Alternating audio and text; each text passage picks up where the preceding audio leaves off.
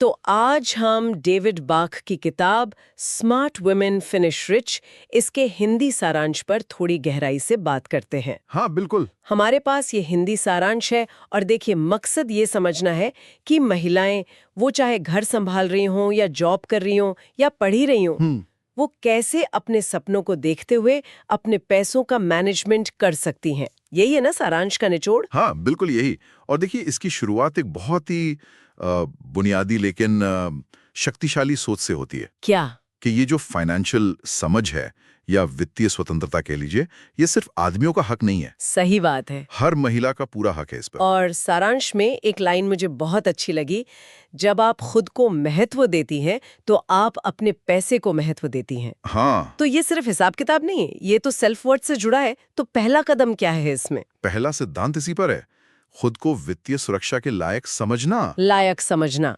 हाँ, मतलब सिर्फ सोचना नहीं, करना भी। अपने खर्च की आदतें देखना, ईमानदारी से मानना कि हाँ मैं फाइनेंशियली सफल हो सकती हूँ, और फिर बिना किसी झिझक के अपने सपने लिखना। सपने लिखना बिना किसी गिल्ट के। बिल्कुल, छोटे हों या बड़े, क्योंकि इस सारांश में कोट है ना, शुरू करने के लिए आपको अमीर होने की जरूरत नहीं है। अमीर बनने के लिए आपको शुरुआत करने की जरूरत है। हाँ, ये मानसिकता बदलने वाली बात है। एग्जैक्टली। अच्छा, तो ये तो हुई अंदर की बात।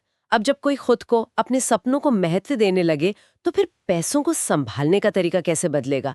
वो दूसरा सिद्धांत शायद इसी पर है, मूल्यों पर बजट बनाना। हाँ बिल्कुल, और ये आम बजट से अलग है। कैसे? देखिए, आम बजट में हम क्या करते हैं, बस खर्चे लिखते हैं, कहाँ गया पैसा। हाँ।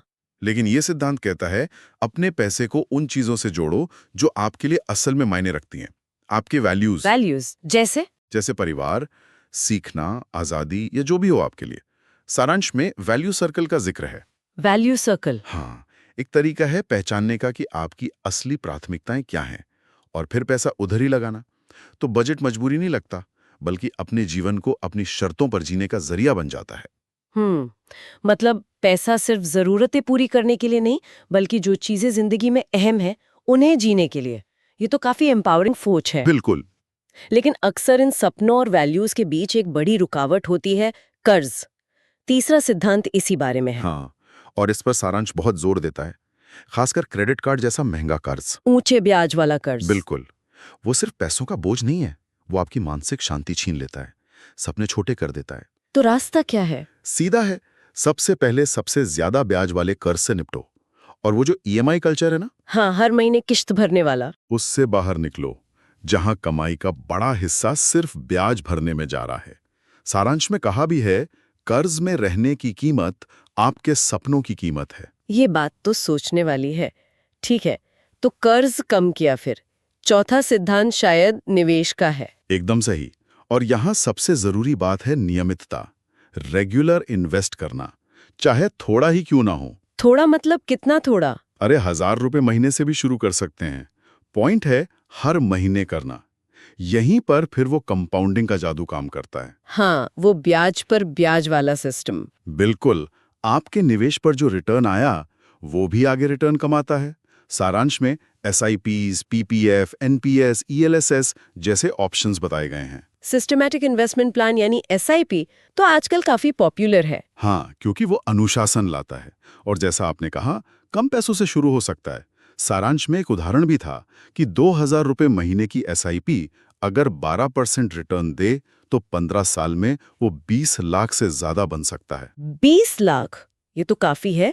और सारांश कहता है, जो महिलाएं जल्दी निवेश करती हैं वे अमीर रिटायर होती हैं। और यहीं से हम 5वें सिद्धांत पर आते हैं, रिटायरमेंट की प्लानिंग। और वो भी अभी से। अभी से। रिटायरमेंट तो दूर लगता है, पर महिलाओं के लिए ये और भी जरूरी है, क्योंकि औसत उम्र ज्यादा होती है। मतलब रिटायरमेंट के बाद ज्यादा साल जीने की संभावना। ओह हाँ, तो ज्यादा फंड चाहिए होगा। बिल्कुल। तो सारांश कहता है, अपने नाम पर पीपीएफ, पेंशन फंड या म्यूचुअल फंड शुरू करो। अगर जॉब में है तो अपना ईपीएफ, एनपीएस समझो, उसका पूरा फायदा उठाओ। मतलब लक्ष्य है आत्मनिर्भर रिटायरमेंट, किसी पर निर्भर ना रहना। एग्जैक्टली। सम्मान से जीना। ये तो भविष्य की सुरक्षा हुई। अब छठा सिद्धांत थोड़ा अलग है, अपना घर या प्रॉपर्टी होना। इसका क्या महत्व है? सारांश के हिसाब से ये सिर्फ पैसा नहीं है। अपने नाम पर जब कुछ होता है ना, एक प्रॉपर्टी, हाँ, तो वो एक अलग ही सशक्तिकरण, एक कॉन्फिडेंस देता है।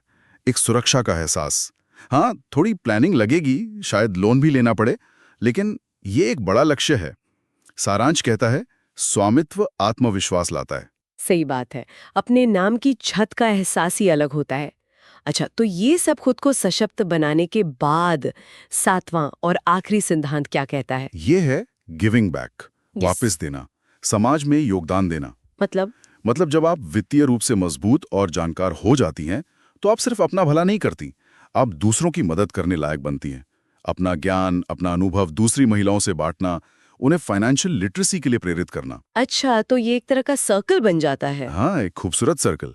जैसा कहा गया है, मजबूत महिलाएं सिर्फ खुद को नहीं उठाती, वे दूसरों को भी उठाती है। तो कुल मिलाकर देखें तो ये किताब का सारांश सिर्फ पैसों के टिप्स नहीं दे रहा, ये तो एक पूरी भावनात्मक यात्रा है सशक्त बनने की। बिल्कुल सही कहा। अपना मूल्य पहचानना, अपने वैल्यूज के हिसाब से पैसा मैनेज करना, कर्जे से निकलना, लगातार निवेश करना, भविष्य सुरक्षित करना। और फिर दूसरों को भी आगे बढ़ाना। हाँ, यही है पूरा निचोड़। तो इस सारी चर्चा के बाद सोचने वाली बात यह है कि वो पहला बिल्कुल छोटा सा कदम क्या हो सकता है जो आज ही लिया जा सके वित्तीय नियंत्रण की तरफ। क्या वो सिर्फ अपने खर्चों को एक डायरी में लिखना हो सकता है, या शायद अपना कोई एक सपना, फाइनेंशियल सपना, उसे कागज पर उतारना। बस ये याद रखना जरूरी है कि अपने पैसों पर कंट्रोल पाना ये सबका हक